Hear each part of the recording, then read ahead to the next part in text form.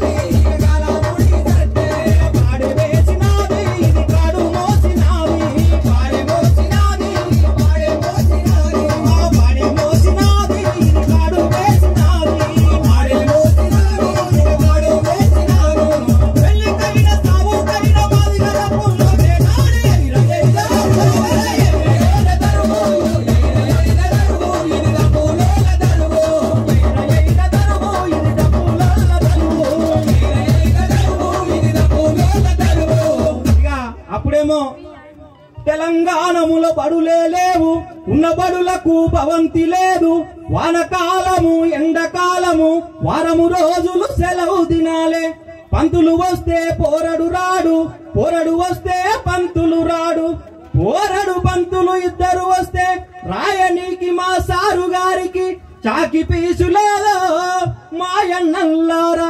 ఇది ఒకప్పటి పరిస్థితి. ఇవాళ గురుకులాలు వచ్చినాయి, గురుకులాలు ఉన్నాయి.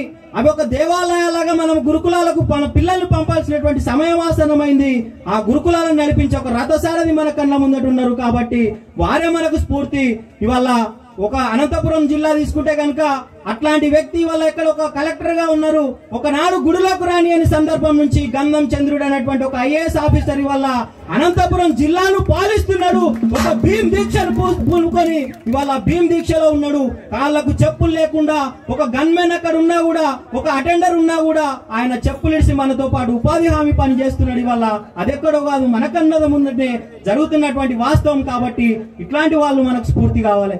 వాళ్ళని స్ఫూర్తిగా తీసుకొని మన పిల్లలకు వాళ్ళని చూపెట్టాలి. వాళ్ళ లోపల ఒక ఇన్స్పిరేషన్ రావాలి అనేటువంటిది మరొకసారి మీ అందరికీ నేను తెలియజేసుకుంటూ ఈ అవకాశం నిజంగా కూడా మహేష్ అన్న పాపం